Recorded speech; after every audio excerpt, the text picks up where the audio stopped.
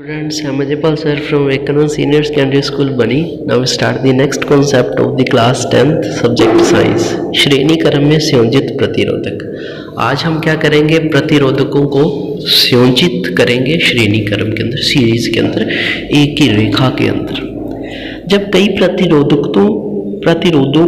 को श्रेणी क्रम में संयोजित करते हैं तो परिपथ में प्रवाहित विद्युत धारा का क्या होता है, उनका तुल्य प्रतिरोध क्या होता है। आइए इसे निम्नलिखित क्रियाकलापों की सहायता से समझने का प्रयास कीजिए।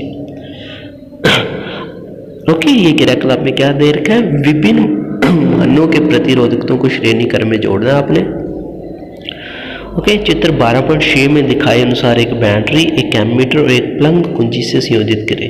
आप 1, 2, 3 यदि मानों के प्रतिरोधकों का उपयोग करते हैं तथा इस क्रियाकलाप के लिए 6 वोल्ट की बैटरी उपयोग में ला सकते हैं। कुंजी को प्लग में लगाइए तथा एमीटर का पाठ्यांक नोट कीजिए। ये आपके, ये देखो इस तरीके से डायग्राम के अंदर ये श्रेणी क्रम के अंदर जुड़ेंगे सारे के सारे प्रतिरोध। ओके, तो एमीटर की स्थिति भी आपने नोट करनी है।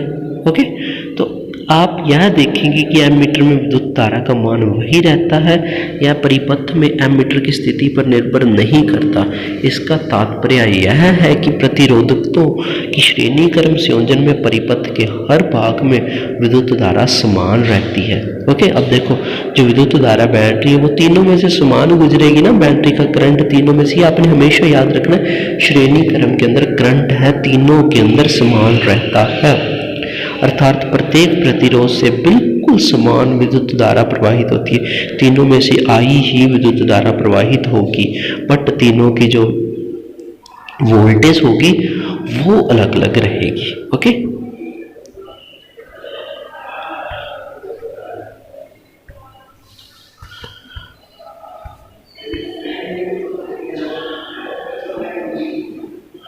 आप यह देखेंगे कि विभवांतर V अन्य 3 विभवांतरों V1, V2, V3 के योग के बराबर है।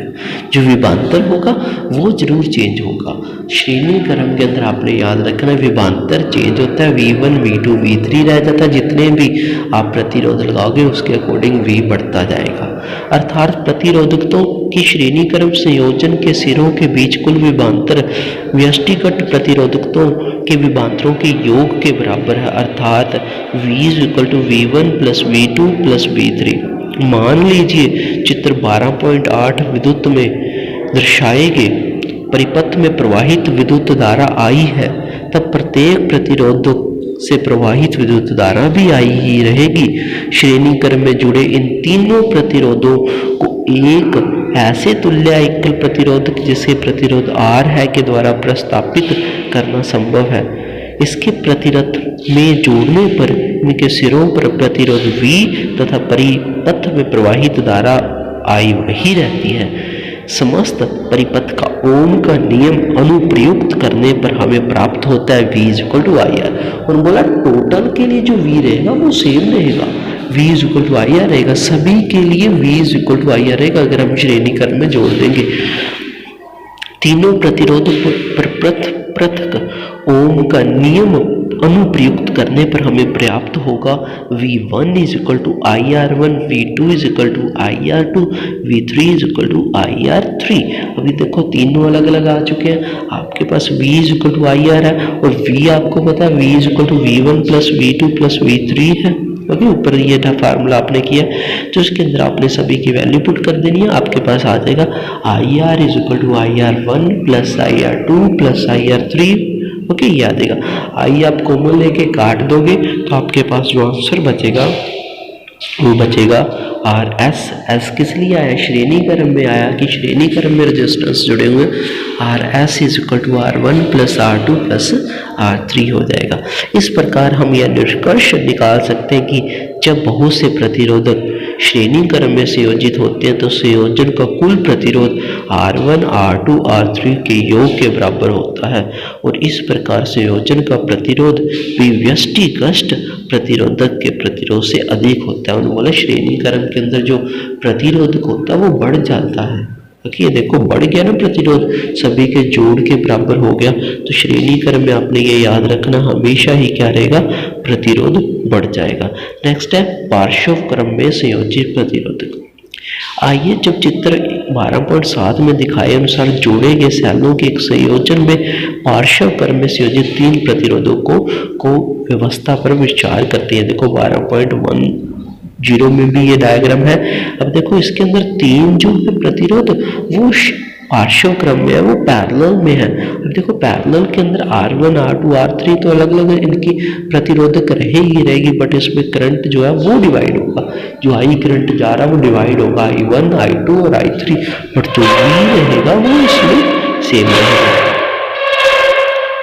यह पाया जाता है कि कुल विद्युत धारा I संयोजन के प्रत्येक शाखा में प्रवाहित होने वाली प्रत्येक धाराओं के योग के बराबर है। जो करंट वो रहेगा वो I = I1 + I2 I3 हो जाएगा। और आपको मान लीजिए प्रतिरोधों का पार्श्व संयोजन के लिए तुल्य प्रतिरोध Rp है, तो प्रतिरोधकों के पार्श्व संयोजन पर ओम का नियम लागू करने पर हमें I जो प्राप्त होगा I = V/R P प्राप्त होगा। ये आपको पता ओम का नियम था। ओके, V = IR है ना, उसी से ये फार्मूला बनाया I = V/R। अब आपने वैल्यू पुट कर देनी है। I की जगह V/RP हो जाएगा। I1 की जगह क्या हो जाएगा V/R1 + V/R2 + V/R3। तो आपको पता V इसमें से कैंसिल आउट हो जाएगा। इस प्रकार से हम निष्कर्ष निकाल सकते हैं कि पार्श्व क्रम में संयोजित प्रतिरोधों के समूह के तुल्य प्रतिरोध का व्युत्क्रम पृथक प्रतिरोधों के व्युत्क्रमों के योग के बराबर होता है। और मतलब है कि जब हम पैरेलल में जोड़ते हैं तो उनका जो प्रतिरोधक जो कुल प्रतिरोधक होता है वो कम हो जाता है, क्योंकि ये व्युत्क्रमों में जुड़े हुए हैं, उल्टा करके जुड़े हुए हैं। तो I hope you understand this concept. आपको ये कॉन्सेप्ट समझ आ गया होगा जो हमने डिस्कशन किया है। तो take care, stay home, stay safe, bye. Okay, आज तो हमने ये दोनों ही डिस्कशन किया, तो उसको अच्छे से आपने पढ़ना है, ये इनको नोटबुक पे लिख के देखना है। Take care, stay home, stay safe, bye.